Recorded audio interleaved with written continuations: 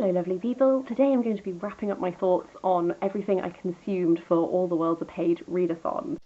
Sophie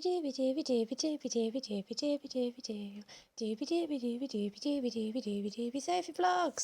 This is a Shakespeare themed readathon. I will link to all of the hosts down below.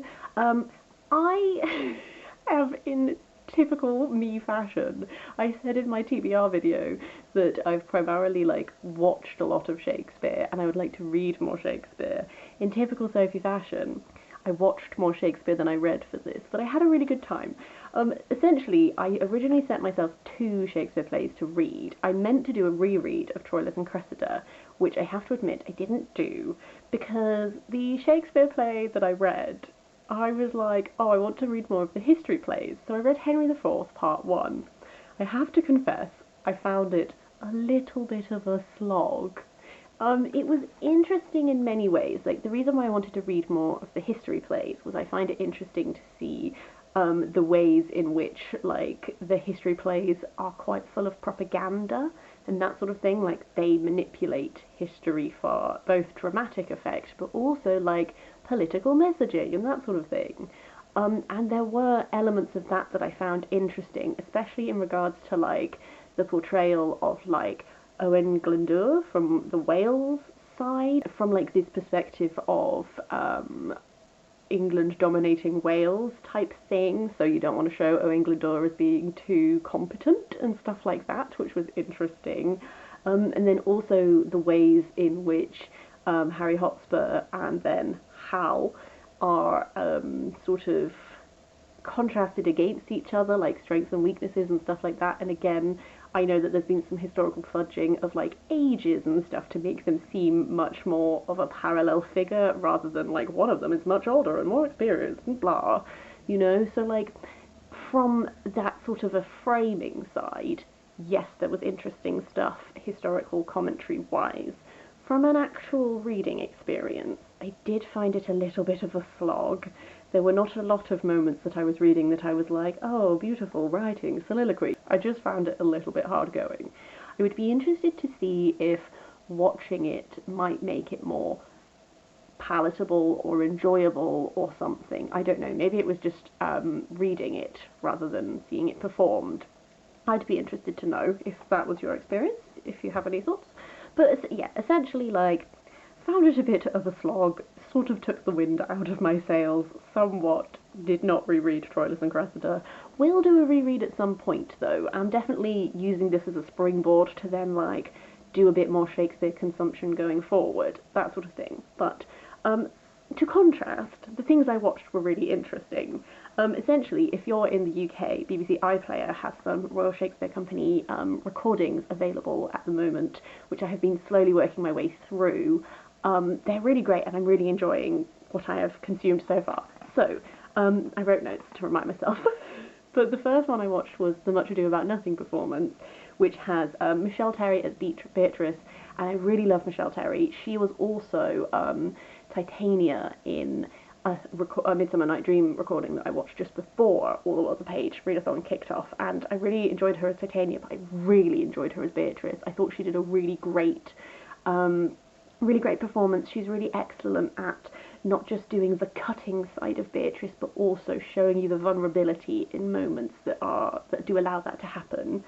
It was an interesting staging and framing. It was set during World War One, and it's like you're in a stately home. And one thing that I particularly enjoyed is a lot of music of the time that was popular during the First World War was weaved throughout, and there were moments where for example, they might be at a party and they're dancing together and you have it playing, but then later, it would come back at certain moments. There'd be moments where the cast would sing themselves.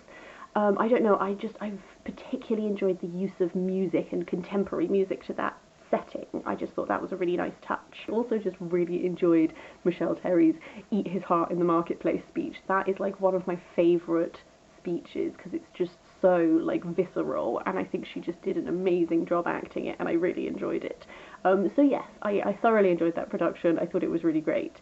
The other thing I watched was the Hamlet, the 2016 Simon Godwin production.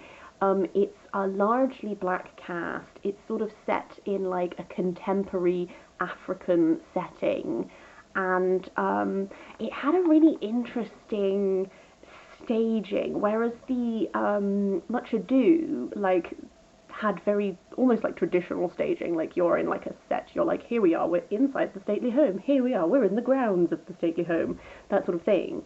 The set was much sparser, and it allowed for some really interesting moments with light and with darkness and that sort of thing. So, for example, often what would happen is the sets themselves were quite sparse. Like if you're in the throne room, the only reason you know that is there are two chairs that kind of look like thrones. And a lot of the time, you would go between, like when soliloquies were happening often, everything would get very dark. There were a couple of moments where there was like UV light, so certain things are painted with UV paint so that they'll show up in these dark moments. But then otherwise, it is sort of like Hamlet in this shrouding darkness and that sort of thing when he's having these really intense soliloquy moments and stuff like that. And then there's sort of like this graffiti sort of element to the painting of things, and as it goes on, his clothing, he ends up with like paint on him. During the scene between Hamlet and Ophelia, when Hamlet's being pretty horrible, he's like got the paint on his hands and like puts it on her face and stuff like this. And also the ways that the scene between Hamlet and Ophelia, I'm less familiar with Hamlet as a text, so I'm not super, I don't really know how to refer to these soliloquies, but there's the scene between Hamlet and Ophelia where Ophelia is like goes to Hamlet and he's says loads of really horrible things to her, and then there's a later scene with Ophelia talking to the Queen when she's gone mad. And both of those, I think they were acted really well because you felt like a palpable sense of danger. It wasn't just that these people are like experiencing madness. It like they felt like threats. So there was a really uncomfortable moment when Hamlet is like railing against Ophelia when he like pins her down and she's like screaming and trying to escape and stuff like this. And then later there's a number of moments when Ophelia is doing her speech and she's like a physical threat, like she's lunging for people, she's screaming at people, that sort of thing. And again, I haven't read Hamlet properly. I'm familiar with Hamlet through like adaptations and blah blah blah, but I've not read it, apart from in excerpts. And it was just like I found it very. I think they both did very powerful performances of like. I don't know, I felt so tense and on edge and was really worried that like bad things were going to happen to people and that sort of stuff, which I think was really effective, especially because I do know the plot. Oh, and there's also, there was a lot of, again, music. I think music can be really effective in Shakespeare adaptations. So there were people with drums. Drumming was really effective, and drums, and then also like a heavy bass.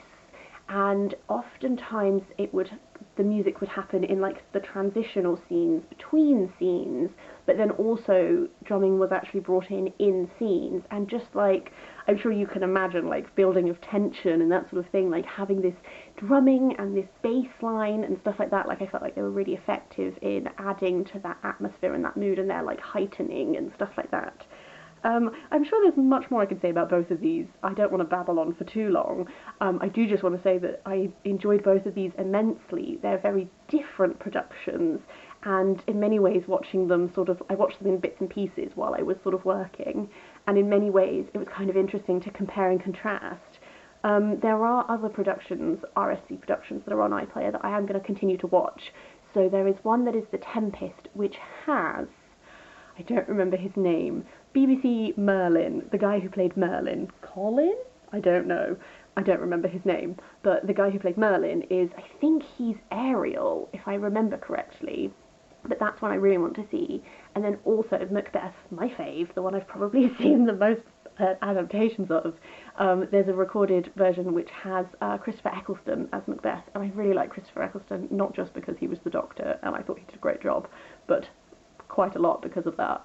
And I think he'd be a really interesting Macbeth. I'd be really interested to see how he performs it. So those are both two that I will be prioritising. There's two others. There's also Romeo and Juliet and Merchant of Venice, but I really want to prioritise those two because I don't know how long they are available on iPlayer. They just keep saying for 30 days, but they've definitely been saying 30 days for 2 months now, so I don't know when they're going to disappear. I would really recommend, if you're able to, checking out some of these adaptations because they've been very interesting so far. But yes, I also just want to say a quick thank you to everyone who suggested me adaptations in my TBR video. I really appreciate that. I have made a note. I will be checking them out when I can. I'm kind of viewing this as an opportunity for me to get back into consuming Shakespeare a bit more regularly. Not just for this 1 month readathon, but just like in my life going forward. It's a reminder how much I enjoy them, how much I enjoy looking at adaptations and stuff like that. That's everything I wanted to talk about for this. I would love to hear your thoughts if you have any. I would love to hear what your favourite Shakespeare is if you'd like to let me know. Otherwise, I will see you next video for something different.